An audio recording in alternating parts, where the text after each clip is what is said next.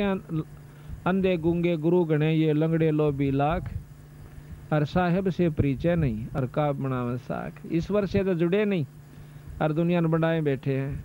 आप भी नरक में गधे बनेंगे और गेला उनके वो बनेंगे चेले, उड़े नरक में लौटेंगे और उड़े के कुतिया के पेट में कुतरू बन का होंगे सारे गुरु चेले। तो इस दुख से बचने के लिए हमने पूरे गुरु की तलाश करनी चाहिए। ये मनुष्य जन्म बालका खेल नहीं है कि फिर मिल जाएगा। एक अनाड़ी का फंसका अपनी जन्म बर्बाद नहीं करना चाहिए।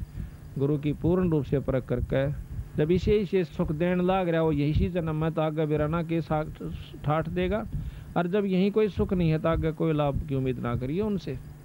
कोई नौका आगे सतलोक भेज देंगे, एक स्वर्ग में भेज देंगे, ये भंडारण की बात से।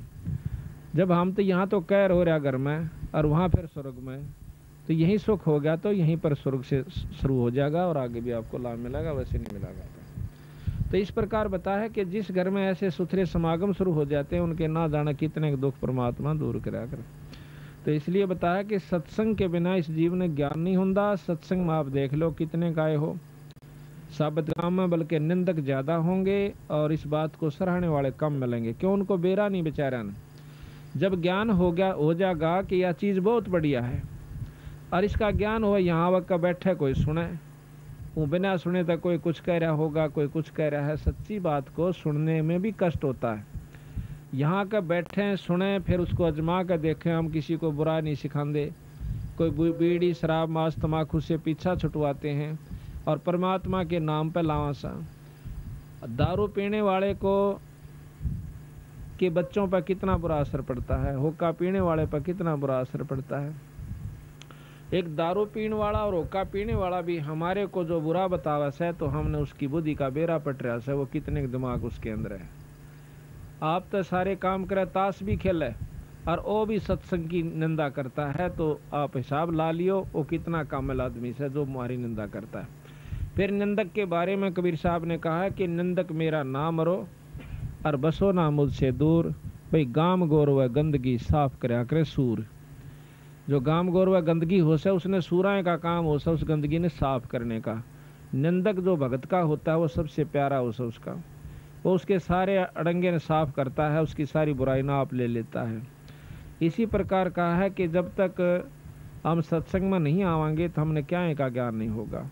अब सत्संग ये भी नहीं जरूरी होता कि लाखों आदमी इकट्ठे हो जाए जब बस सत्संग हुआ करे। दो भाई बैठ के ईश्वर की चर्चा कर लें वो भी सत्संग कहलाता है। हो सकता है उसकी उसी में सद्बुद्धि आ जाए और नाम लेने की चेष्टा बढ़ जाए। तो इसलिए बताया सत्संग मोक्ष की दारा कोई समझ राम का प्यार। सत्संग मोक्ष की दारा कोई समझ राम का प्यार। अब सत्संग का सुनना कोई बड़ी बात नहीं, सत्संग तो बहुत सुन लिए होंगे, पर उसको समझना नाम सत्संग का उस है। अगर समझाएंगे नहीं तो सुनी सुनाई बातों पर कोई लाभ नहीं होगा जब तक हम समझेंगे नहीं। कैसे? जैसे मीराबाई ने समझा और सेऊ नाम के एक सम्मन ने समझा, सेऊ ने समझा, इनका नाम सत्संग समझना उस है। किस प्रकार कि मीराबाई ने एक बारात देखी और उसमें दूल्हा देखा सजा धजा, सिर पर उसका मुकुट मोड़ और अच्छे उसकी खूब छवि। इसने देख के वह मीराबाई बालक सी थी ने बोली, माँ यू कौन से है? यू फलानी का बनड़ा से। ने बोली माँ मेरा भी बनड़ा ला दे। बालक थी 5, 7, 10 साल की, उसने ज्ञान नहीं था यू के खेल से। रोन लागी, हाय मेरा भी बनड़ा ला दे, मेरा भी बनड़ा ला दे। उसने उठा कर कृष्ण भगवान की मूर्ति जो कि 1.5 हाथ के करीब थी, बहुत सुंदर मुकुट सजा रखा था, गल में माला डाल रखी थी, उस बनड़े से भी ज्यादा उस सजा हुआ था, वो ला करके उसको दे दिया। ले बेटी यू तेरा बनड़ा के नाम से कृष्ण भगवान। उस दिन पाछे उस मीराबाई ने उस ईश्वर को परमात्मा भगवान रूप में समझ कर और उससे अपना पति स्वीकार कर लिया। और साथ में ये गुण बताया इसकी माँ ने जितना बेरा था कि ये परमात्मा है, ये कभी मरता नहीं, अजर अमर है और इसके साथ जुड़ जाने से बहुत लाभ होता है, सुख देता है, स्वर्ग में पहुंचा देता है, मुक्ति कर देता है। इन गुणों का ज्ञान करके मीराबाई उनसे बहुत प्यार करती थी और जैसे भी टूटे फूटे शब्द थे वो अपने गाया करती थी, ईश्वर को याद किया करती थी, नाम जाप किया करती। तो मीराबाई की मुक्ति का साधन बना, लेकिन बना जब वो गुरु से नाम ले लिया, क्योंकि पिछले संस्कार थे उसके जो प्रबल परमात्मा में रुचि बनी हुई थी, पिछले जन्मों का तप भजन उसके साथ था।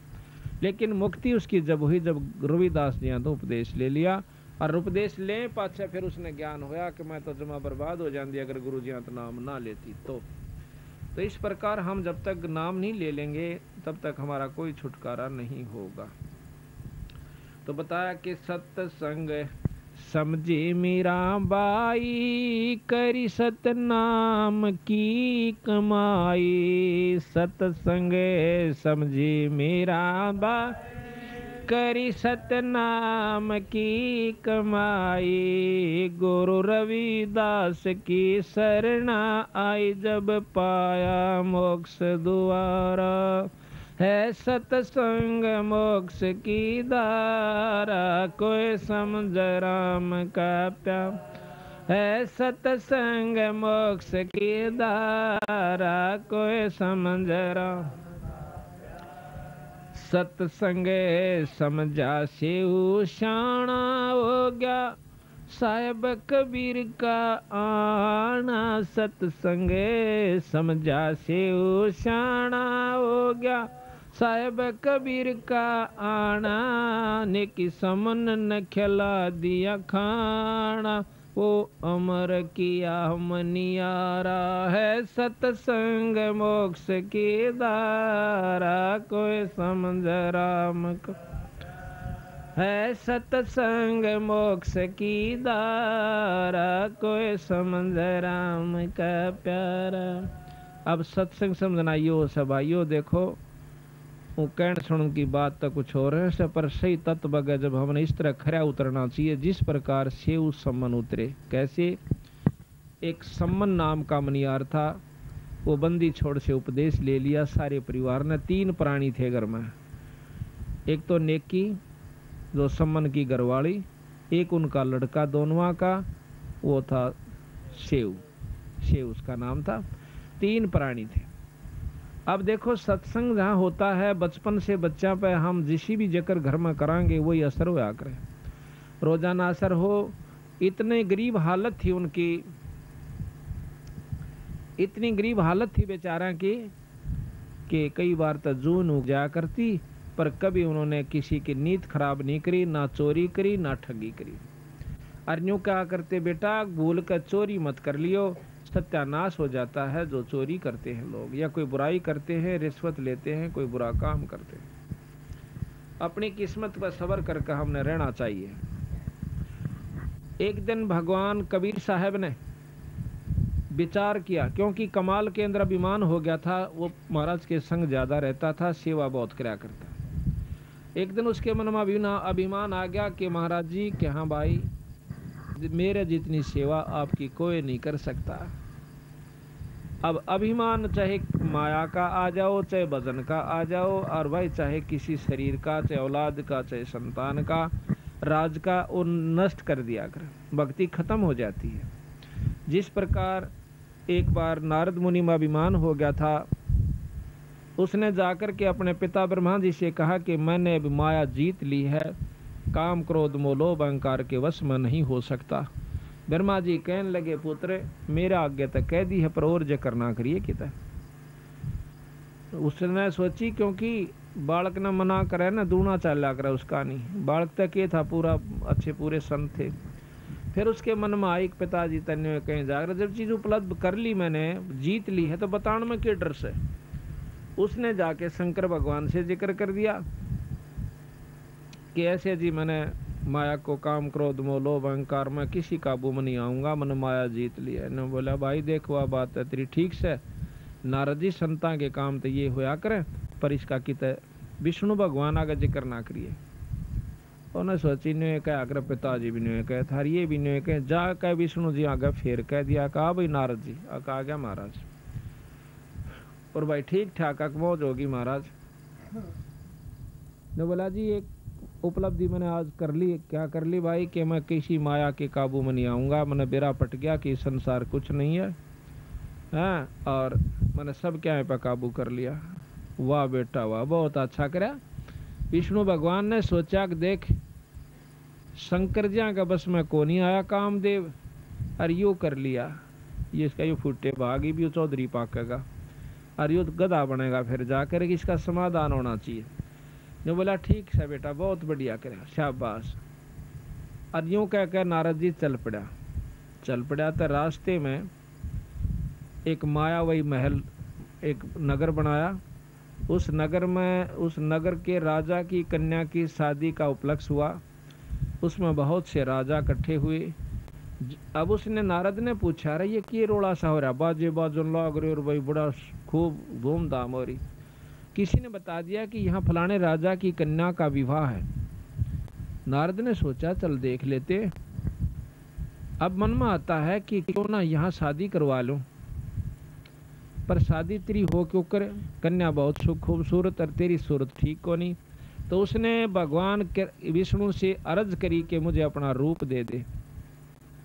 अब भगवान विष्णु प्रकट हुए, कहने लगे बोलो ऋषिवर क्या चाहिए कि ऐसे ऐसे कन्या का विवाह है और उसने अपना पति चुनना है, और जो खूबसूरत पति होगा उसको चुनेगी, आप मुझे अपना रूप दे दीजिए। नो बोले तथास्तु। तो उन्होंने बंदर का मुंह ला दिया उस नारद जी का। अब नारद जी सोचे कि तेरा जो शकल है विष्णु भगवान की हो चुकी है, और तेरे जितना सुंदर इस सृष्टि में कोई नहीं, और कन्या तुझे जान दे अपनावेगी। अब वो कन्या माला लेकर के घूम रही होती है और नारद जी का दोहरे का लिकड़गी। उसने सोचा तो देखा को नहीं, ये ना तो आई चुन लेती। आगे जाके फटमू का डसारा तो आगे आके उस और लड़की ने और मुंह फेर कर दूर के लिकड़गी। फिर आगे पहुंचा, देखा कदे फेर कसर रहेगी वो। आखिर में उसको शीशा दिखा दिया एक ने खड़ा होकर, अपनी शक्ल तो देख ले तुम। शक्ल में देखा है तो बंदर का मुंह हो रहा। तो वहां से समझ गया कि मेरे को जो है ना विष्णु भगवान ने ठग लिया। और थोड़ी देर में आ जाता है खुद विष्णु और उस कन्या के सामने खड़ा हो जाता है, और वो कन्या उस विष्णु जी के गले में वरमाला डाल देती है।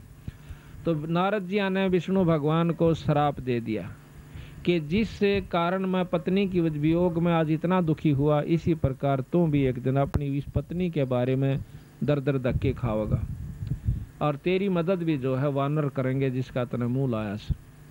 इतना कसराप देकर के नारद जी अंतर ध्यान हो जाता है। एक बार की बात है कि रामचंद्र जी उस श्राप को पूर्ण करने के लिए सीता जी का हरण हुआ। राम वियोग करता हुआ घूम रहा जंगल जंगल में, पहाड़ा का ऊपर।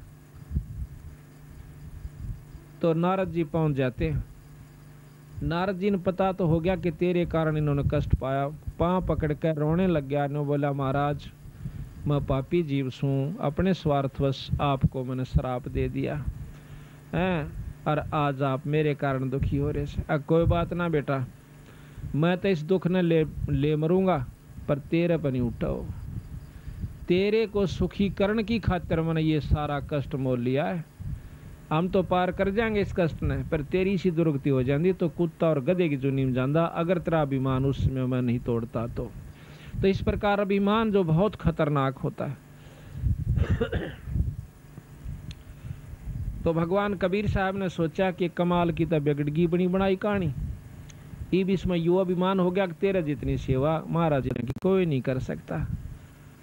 एक दो दिन के बाद महाराज ने कहा कि भाई कमाल, ऐसे ऐसे एक भक्त है अपना सम्मन नाम का मनियार, और उससे मिलने जी कर रहा से, चलोगे? हाँ महाराज मैं तो आपके संग जरूर चलूंगा। एक शेख फरीद नाम के संत हुए हैं जो कि पहले बहुत तपस्या की, तप किया, उल्टे कुएं में लटक गए थे, फिर भी परमात्मा अल्लाह खुदा की प्राप्ति नहीं हुई, मुसलमान थे। बंदी छोड़ कबीर साहब ने जब उसने 12 वर्ष कुएं में लटकते हो गए और काग आगे आंख काट डरना, तो उस समय उस शेख फरीद ने न्यू कहा था, भाई कागो मेरे हाडा पर ऊपर कोई मांस बच रहा हो तो उसने खा लो, क्योंकि अस्थि पंजर हो गया था, उसका मांस नहीं रहा शरीर का ऊपर। 12 वर्ष में 1.25 मन अन्न महाराज गरीबदास जी ने लिखा है कि शेख फरीद ने खाया था। 1.25 मन 12 वर्ष में। उसके अभाव से यानी शरीर ऐसा हो गया था जैसे हाड़ नारे चमके थे, कति मांस नहीं था। फिर भी उसने कहा कि भाई कव्यो अगर मेरे शरीर पर कितना मांस का टुकड़ा बस क्या हो तो उसने खा लो, पर मेरी आँख ना खाइयो। हो सकता हमने परमात्मा अल्लाह का दीदार हो जावे, दर्शन हो जावे। न्यू कह करके वो रो पड़ता है, आँखों में पानी भराता है। भगवान कबीर साहब देखो, हम भक्ति भी करते हैं, साधना भी करते हैं, उपासना भी करते हैं, जब तक हमारी आँखों में ईश्वर के प्रति रोना नहीं आंदा, इतना भक्ति आपकी शुरू नहीं होली से। तो जब उसकी भक्ति शुरू हुई, वो रो पड़ा जब भगवान कबीर साहब सतलोक से आकर वहाँ प्रकट हो गए थे और उसको बाहर निकाल लिया कुएं में। तो वह जो का तो जुगाड़ सा सारा जो बोला, भाई भगत जी तो किस लिए इसमें लटक रहा कुएं में? कि परमात्मा पाने के लिए, अल्लाह पाने के लिए, कि मैं तेरे सामने खड़ा, मैं अल्लाह हूँ, खुदा हूँ। न्यू बोला ऐसे नहीं, परमात्मा तो बेचगुण होता है, परमात्मा यूं होता है। बेचगुण कहते हैं निर्गुण को, कहते हैं निर्गुण ने तू देखेगा क्यों करे, सरगुण में तेरे सामने खड़ा। और बात सुन ले कि इस तप से तो तीसरे जन्म में कुत्ते की जुनी में जागा, तप से राज होता है, अगले जन्म में तू राजा बन जाएगा और तीसरे में कुत्ता बनेगा। ये साधना इस तप से होगी। अब भाई शेख फरीद की तो पिंडी कापी, कोट बड़ा मुकदमा मोल लिया और फिर यूँ इसका फल मिला। तो महाराज कहते हैं वो है पेड़ बबूल का आम कहाँ से खा, बहुत रहे तुम की करे और बाट देखो आम लागण की। साधना भी गलत करो, मर पड़ के को साधन शुरू भी करते हो तो वो भी गलत कर रहे हो।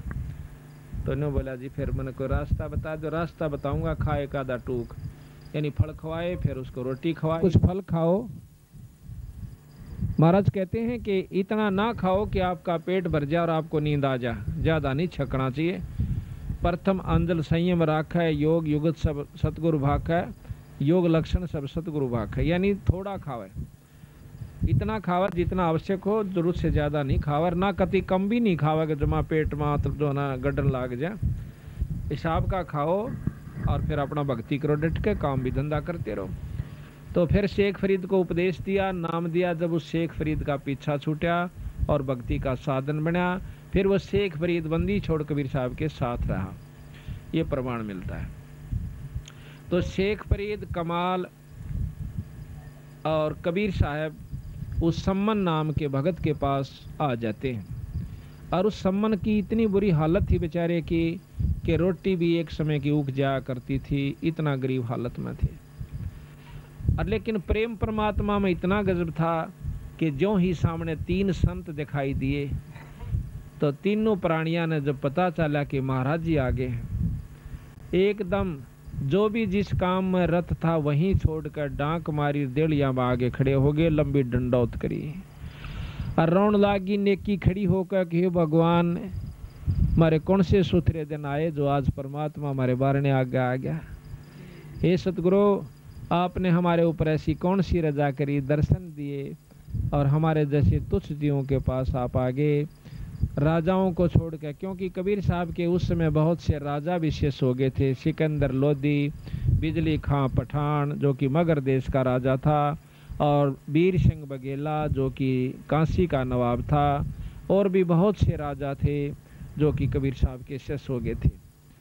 तो महाराज ने कहा कि बेटी हम आगे, हमारा दिल करा कि आज उनको मिल का आवा। कहा जाओ महाराज, भीतर बिछा दी बिछाना दो जिसी बोरी थी, पल्ली थी, को बिछौना पाटा टूटा था। सतगुरु महाराज बैठ जाते हैं। बैठने के बाद पानी पात प्या करके तो सम्मन कहने लगा, महाराज जी भोजन का बताओ, क्योंकि शाम का समय था। तो कबीर साहब ने बोले भाई रोटी तो खावांगे, भूख लाग रही से, भोजन तैयार करवाओ, भूख लगी हुई। बोला अच्छा जी। अब सम्मन घर ने आकर अपनी पत्नी से पूछा है कि महाराज जी रोटियां की कैसे, कि भोजन का की बहुत से। वानो बोली जी घर में एक दाना भी नहीं से अन्न का। तो कहने लगा किसे तो मांग लिया उधारा। कबीर साहब तो वह नेकी कहने लगे जी 2-3 घर में गई हूँ, कोई उधारा नहीं देता। तो वह कहने लगा ला तेरा यो ओढ़ना दे रहा हूँ चीर। वाने बोली जी 2 जगह से पाट रहा है। नेकी बोली कि 2 जगह थी फटा हुआ है और मैं 2-3 जगह ले गई थी, कोई नहीं लेता। इसने को गिरोए भी नहीं डरता। देखो एक चीर को उतारण की खातिर महाभारत हो गया था। इज्जत कितनी हो से चीर की, और उस चीर को अपने गुरु के बदले वो गहने दही धरने तैयार हो गए कि महाराज जी रोटी खवा दें, क्यों करे। तो अनु बोले जी ये फटा हुआ 2-3 जगह से कोई नहीं लेता, चल रहा भाई। तो कहने लगे कोई नहीं लेता। अब बैठ गया बेचारा, क्या करें। तो नेकी ने बोली तुम नो करियो, दोनों पिता पुत्र रात ने चोरी कर लियो, इब तुम्हारा जिया का हाथ जोड़ लो कि सुबह रोटी खवा देंगे। समझदार होते हैं संत, समझ जाएंगे इशारे से कि भी नहीं ब्योत होगा। तो ने बोला चोरी कर के लावा अखानू क्या करें, अपने लिए नहीं संतां के लिए करनी है हमने। और दूसरी बात यह है कि आज ये हमें क्यों नहीं उधारा दे रहे, इस नगरी को ये मालूम हो चुका है कि इनके गुरुजी आ रहे से। यह बीमारी आज से नहीं है, यह जब से सृष्टि रची है भगत और अभगत की, ऋषि और राक्षसों की, शुरू से ही झगड़ा रहा है। तो उस नगरी में ये हो गया कि आज इनके गुरुजी आ रहे से, आज तो हम जाए को नहीं। मतलब भाव बिगड़ चुका था 2-4-10 भक्तों का, जो कि भाइयों का, जो उनसे संपर्क में थे।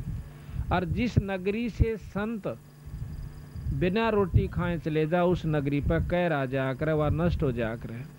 उस नगरी को बचाने के लिए संतों ने चोरी ताईकरण की ठान ली कि इनका अन्न और संता के मुंह में पड़ जाएगा, नगरी बसी रह जाएगी। एक समय की बात है, क्योंकि जहां पर संत अनादर हो जाता है वो नगर उजड़ जाया करे।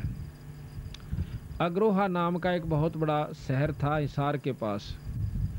उस अग्रोहा में बहुत बड़े पैसे वाले व्यक्ति रहते थे, करोड़पति और अरबपति तो कम नहीं था, बहुत गणे लाखापति ने रहते। कोई गरीब आदमी एक आध कोई था, जैसे कोई कुम्हार हुआ, कोई छोटी जाति के थोड़े बहुत जो बेचारे, बाकी ये सब बड़े बड़े सेठ थे। एक बार 2 संत वहाँ पर आए, उस गांव के गोहांट मतलब गोरे में दूर जाकर बैठ गए। एक गुरु एक शिष्य था, वो सिद्ध पुरुष थे। उस सिद्ध ने यानी उस गुरु ने अपने शिष्य को कहा बेटा जा भिक्षा मांग ला गाँव में। गाँव भिक्षा मांगन गया, जिसके बारे में आगे जा भाई भिक्षा दो, तो वो गाली देने लग जा, क्योंकि पैसे का अभिमान। न्यू का रोटी करके कौन खाई जाती थारे पे, चलो मारा पलदार लग जाओ, मजदूरी कर लिया करो, मस्टंडो तुम खा खा कर इतने मोटे हो रहे। तो संता का अनादर किया। वो शिष्य वापस आ गया, किसी भी घर में उसने अन्न नहीं मिला। और वो संत जो है छोटी जाति वाला तो नहीं लिया करते, तो वो जो है उसमें संत जो है नीची जाति वालों से अन्न नहीं लेते थे, क्योंकि वो तो गाल भी देंगे। पर वो गए उन सेठा के पास, उन सेठा ने जवाब दिया कि आप जो है करके क्यों नहीं खाते और दुनिया को ठगते फिरते हो, ऐसी वैसी बातें बढ़ाई। वो चेला जो है वापस चला जाता है।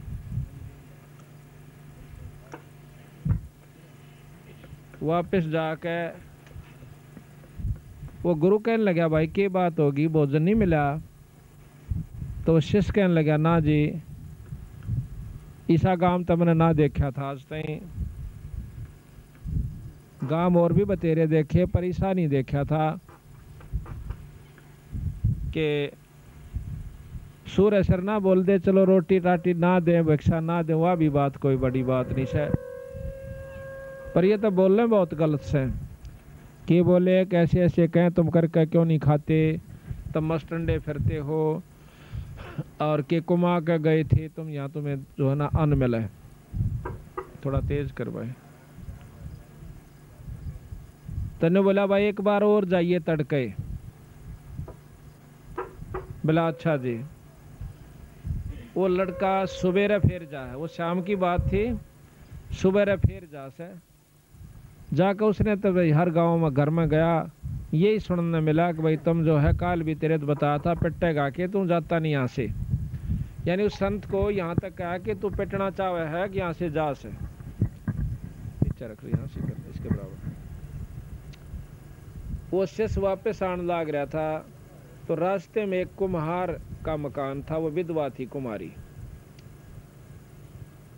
उसने देखा कि संत श्याम ने भी भूखा गया और ई फिर खाली डोलू लांदा जा से। इस तो पूछते लो भाई भूख में हो सकता है हमारे अन्न स्वीकार कर ले और हमारे बाग जाग जाए। तो उसने कहा कि महाराज जी भोजन को नहीं मिला। उसने देखा कि ना माई को नहीं मिला, रोटी नहीं मिली। अब मेरे पास अन्न है, आप ले जाओ, रोटी तैयार कर रखी हैं, कुछ दलिया है, कुछ रोटी से। आप तक काल के भूखे दिखो सो, कहाँ भूख लाग रही, कल के भूखे हैं, ले जाओ। सू तम ऐसे ऐसे कुमारी, अन्न ले जाओ, थारा गुरु जी इच्छा करे तो खा लें, मारे दो रही वैसे महाराज। गलवा ले गए। तो वो संत के पास जाकर कहने लगा, महाराज जी ऐसे ऐसे ऐसा गंदा काम हमने नहीं देखा, कि संतों को तो देख कर राजी को नहीं। तो कबीर साहब कहते हैं कि आया साधु देख के जो मन में करे मरोड़, वो होगा चूअड़ा फिर बसे गाम की ओर। तो वो गुरु जी कहने लगा, भाई किसने दिया रोटी, कि ऐसे ऐसे भिक्षा गाली, एक माई है, वह विधवा है, कुमारी से, ऐसे उसने सारे लक्षण बताए। वह नो कहती जी मैं भिक्षा तो सांझ ने भी गाल दूं, पर मेरा दिल नहीं ठुक्या कदे मारी भिक्षा ना लेंदे हो। बोला भाई बात तो ठीक से, पर न्यो करे उल्टाए जा। उन्हें भोजन खा लिया और न्यो बोला वापस जा, और जाके न्यो कह दे उस माई ने किस गांव ने छोड़ जाएगी। अब शश ने सोचा देख उस सन तो रोटी दी, और उस सन जाके न्यो को तो गांव छोड़ जाए, पर गुरु जी का हुक्म। और साथ में न्यो कह दिए भाई उसके कान से में करो और किसा का बताइए मत ना, आज रात ने यू गांव खत्म हो जाएगा। उस शद ने कहा महात्मा ने, और यहाँ से चल पड़ेगी, जहाँ भी दिन छप जाए उड़े डट जाएगी, उड़े बस जाएगी वहाँ, और बहुत सुथरी तरह बसेगी ये आशीर्वाद से। अब वो बुढ़िया ने तो सुना थी ये बात, उसका तो घी बंदगी देख, संत की बात खाली जा नहीं सकती। उसने अपना जो है गधा का ऊपर सारे बच्चे बिठाए, सारा घर का सामान लाद लिया, ऐसा थोड़ा सामान था, और जा कर के वहाँ से चली थी। क्यों 2-2:30 बज गए, शाम के 4 बज गए। चली तो 5-7 किलोमीटर गई थी। जब वह दिन छिप गया वहाँ अपना डेरा डाया, रोटी टूका किया। तो रात के अंदर एक हल्लन आवस है, भूचाल आता है। तो वो अग्रोहा जो गांव था बड़े बड़े सेठों का, रात के 12-12:30 बजे एकदम हल्लन आकर के वो सारा थेड़ हो जाता है। उसमें कोई आदमी नहीं बचा, जितने उसके अंदर थे सब खत्म हो जाते हैं। वो सेठ, वो पैसे वाले वहाँ नष्ट हो जाते हैं, दब का मर जाते हैं। आज भी उस अग्रोहा के अंदर बहुत बड़ा ठेड़ बना हुआ है, और उसके अंदर इतना धन निकलता है कि गवर्नमेंट ने वहाँ खुदवाई बंद कर रखी है। तो क्या हुआ कि सुबह लोगों ने पता चला कि एक गांव गर्क हो गया, भाई ऐसे ऐसे हल्लन आया था। उनको मालूम नहीं था कि ये कहानी ऐसे बन गई। कोई भी जो दुख आपदा प्राकृतिक आती है कि अप्राकृतिक आती है, ये सब अपने किए हुए कर्मों से आया करें। फिर पता चला कि उसमें तो एक लड़की औरत बच कर आ रही है, वह बिराना क्यों कर लकड़ियाई और आड़ा इसी प्रकार अपने बच्चा ले बैठी से। आस पास के गुआंडा के आदमियों की इतनी उसके प्रति श्रद्धा बन गई, उसने जाकर बोले माई तो बहुत भगवान से बेबे, और नो कर थोड़ा ठाठ तो बस कितना जान की जरूरत नहीं है, और ले तेरे नाम जमीन। यानी आस पास के गामा ने उसके नाम बहुत घनी जमीन कर दी। कानू बोली जी मैं क्या करूँगी इतनी ज़मीन की, मन तो अपना दोना 2 रोटी का धंधा चाहिए। वह ज़मीन कर दी। और कोई गांव के आदमी आसपास के वहाँ का बसन लाग गए, काम भी यही मकान बनावांगे। आज उस कुमारियाँ के नाम तय एक बहुत बड़ा गांव बसा हुआ है, उस कुमारी के नाम तय, उसका नाम में कुमारियाँ है। उस गाँव का बहुत बड़ा गाँव हो गया, और वो थेड़ हो गया। तो इस प्रकार जिस गाँव में संत का अनादर किया जाता है, उसकी निंदा की जाती है, वो गांव बसन की बाट नहीं देखे। अगर उसमें साधु नहीं है, भगत नहीं है, तो भगत हैं तो उस गांव को भी बचा लेंगे। तो इस प्रकार इस दुख को देखते हुए सम्मन ने अपनी स्वीकार कर लिया कि इस अच्छा तो चोरी कर लेना भी चोखा, पर हम नहीं खावांगे उस अन्न को। तो उनका लड़का सेव रोज सुना करता कि चोरी करना माँ पाप हो से, जो चोरी करते उनका सत्यानाश हो से। तो वो अपनी माता पिता से कहने लगा कि माँ न्यू क्या करें, चोरी करने वाला का नाश हो से। हाँ बेटा, चोरी करने का नाश जरूर होया करें, पर आज जो चोरी हम कर रहे हैं अपने लिए नहीं कर रहे, परमार्थ के लिए कर रहे हैं। ये संत जब भूखे चले गए बेटा, यू गांव गर्क हो जाएगा। ईसा भी जुल्म हो गया, भाई गरीब आदमी का मैं माना जा, उसने टूक ना मिला, वो गांव नहीं है, पर आज ये बच सकता है, ये तुम कर दोगे तो छोरे का ही मच्छी बढ़ गई। देखो काम, इतने मेरे भाई खेला करते मेरे साथ, ये सारे खत्म हो जाएंगे, और इनको बचाने के लिए हम चोरी भी कर लें तो भी कोई बुरी बात नहीं से। तो दोनों पिता पुत्र ठीक रात के 12 साढ़े 12 बजे चल पड़ते हैं चोरी करने के लिए। सारे घूमे, एक बाणिए का जाकर लाला जी के पाड़ ला लिया। पाड़ ला करके वो सेऊ कहने लगा, पिताजी मैं अंदर जाऊंगा और आप बाहर खड़े रहिए। तो सम्मन कहने लगा, नहीं बेटा, एक तो तुम्हारा ले देकर छोरा है और तेरी खातिर हमारा भाई सारा कुछ कर रहे, तू अंदर जाकर पकड़ा भी गया तो तेरे को सजा फांसी की दी जाएगी। क्यों, राजाओं का राज ऐसे ही हुआ करते थे। और भाई मैं तेरे भीतर नहीं जान दे, तुम बाहर रह और मैं अंदर जाऊंगा। तो उन्होंने बोला, पिताजी मैं फिर भी बच्चा हूँ हैं और आप बड़े हो, मैंने हो सकता माफ़ी भी हो जा अनजान समझ के। न्यों कह करके और उस कुंडल में बढ़ जाता है, बाढ़ पाड़ के वहाँ का वो प्रवेश कर जाता है। पर न्यों बोला, बेटा एक काम करिए, 3 शेर 2.5-3 शेर तो फालतू मत लाइए, आमना नहीं चाहिए, 3 महात्मा से उन्होंने खातर चाहिए।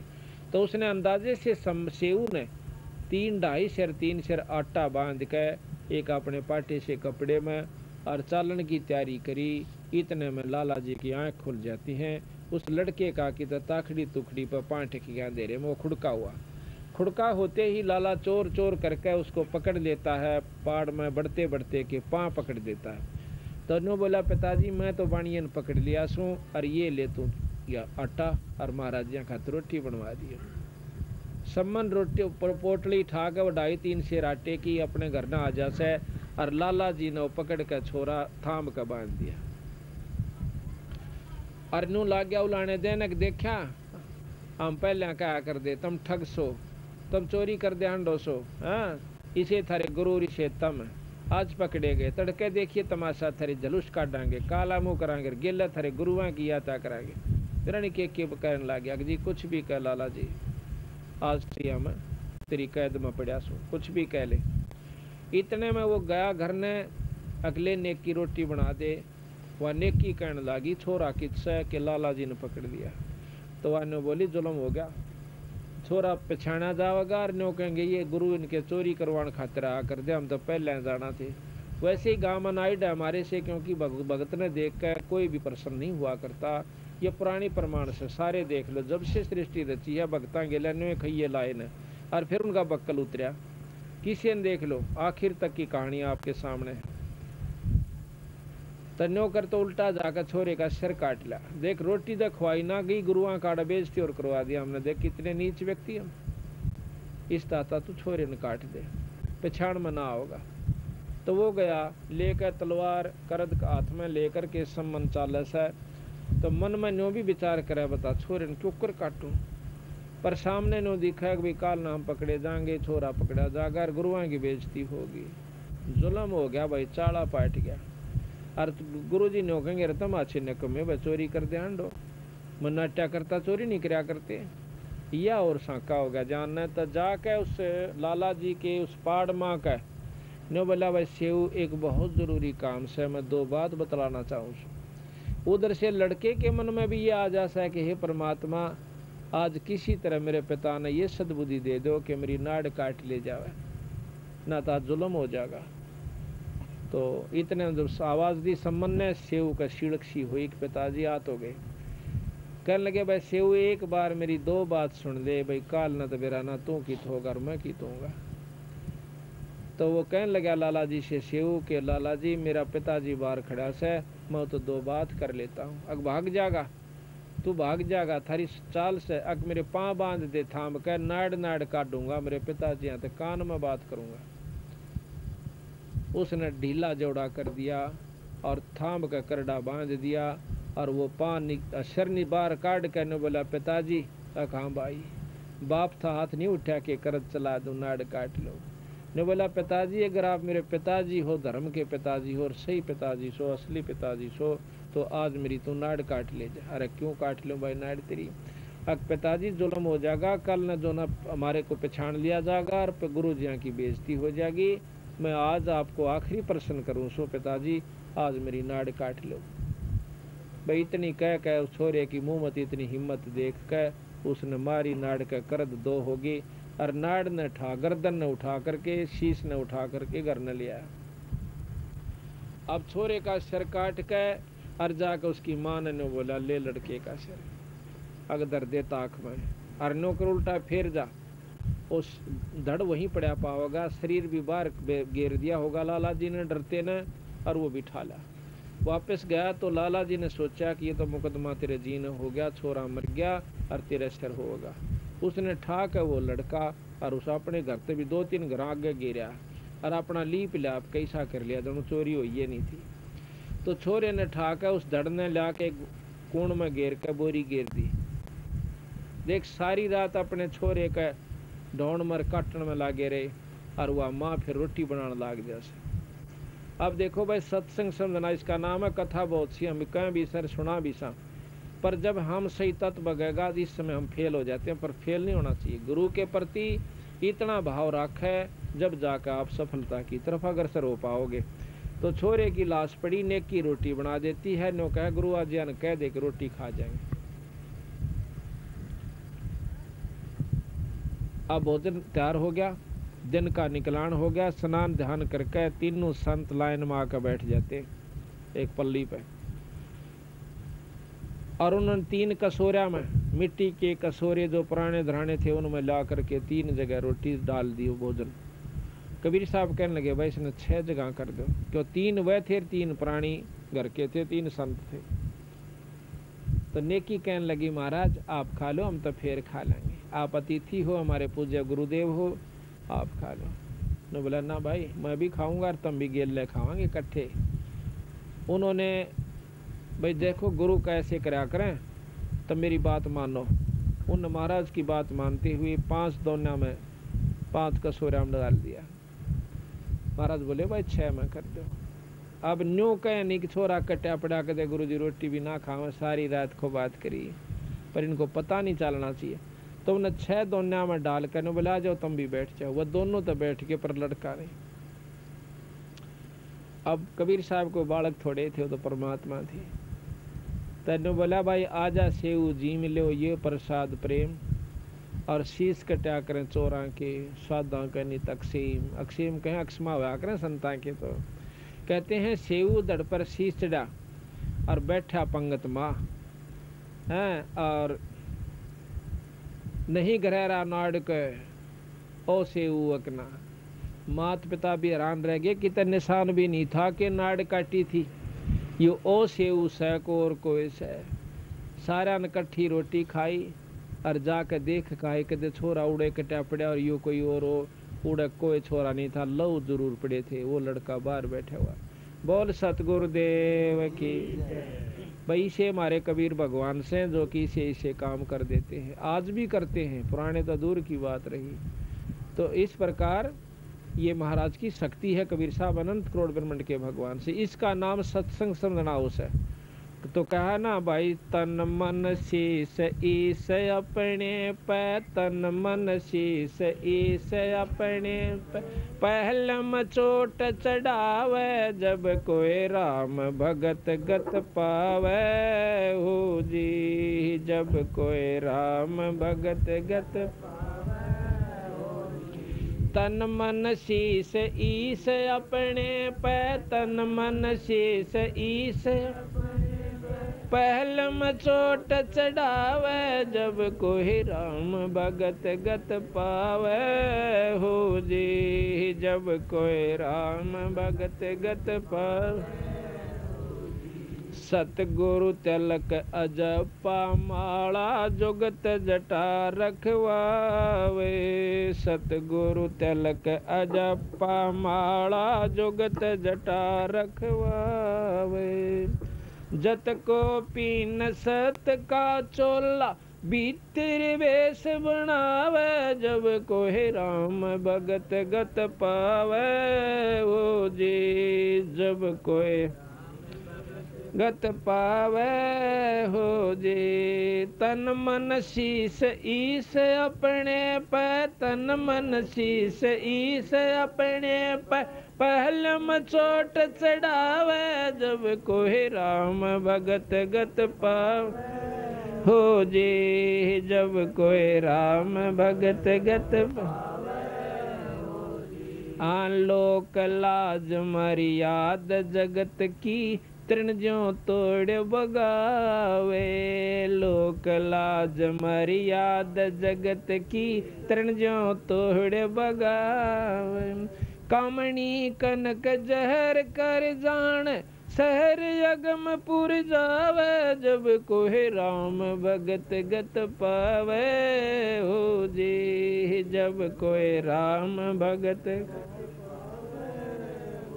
तन मन शीस ईस अपने पे, तन मन शीस अपने पे पहलम चोट चढ़ावे, जब कोई राम भगत गत पावे हो जी, जब कोई राम भगत पावे हो जी। आज्यों पतिव्रता पति सिराती, आन पुरुष ना भावे, ज्यों पतिव्रता पति सिराती, आन पुरुष ना भावे।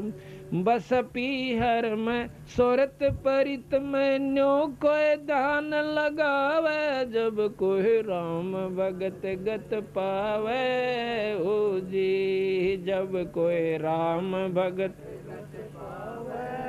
हो जी। तन मन शीस ईस अपने पे, तन मन शीस ईस अपने पहले में चोट चढ़ावे, जब कोई राम भगत गत पावे हो जी, जब कोई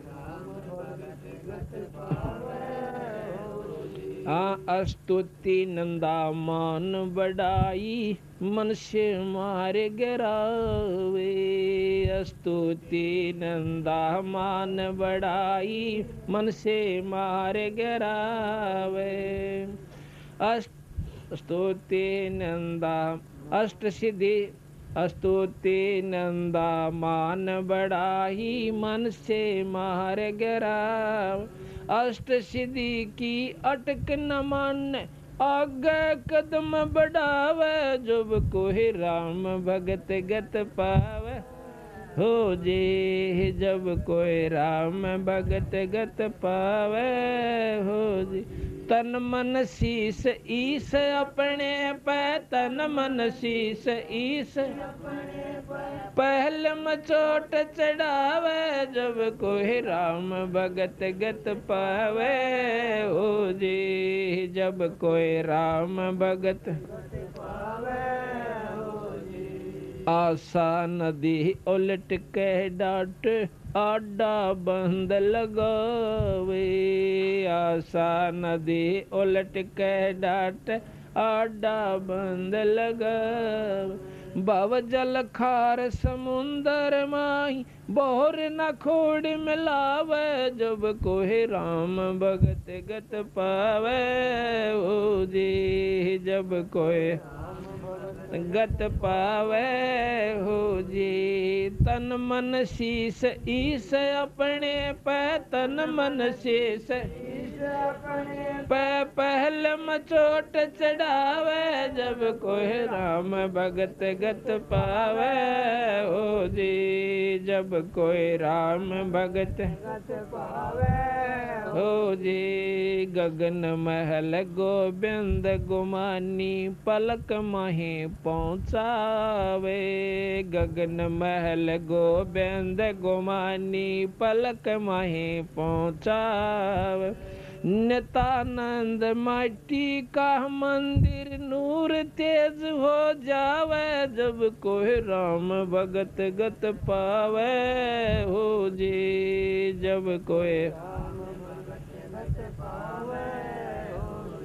तन मन शीस ईस अपने पे, तन मन शीस ईस अपने पहली चोट चढ़ावे, जब कोई राम भगत गत पावे हो जी, जब कोई राम भगत गत पावे हो जी। सत साहिब।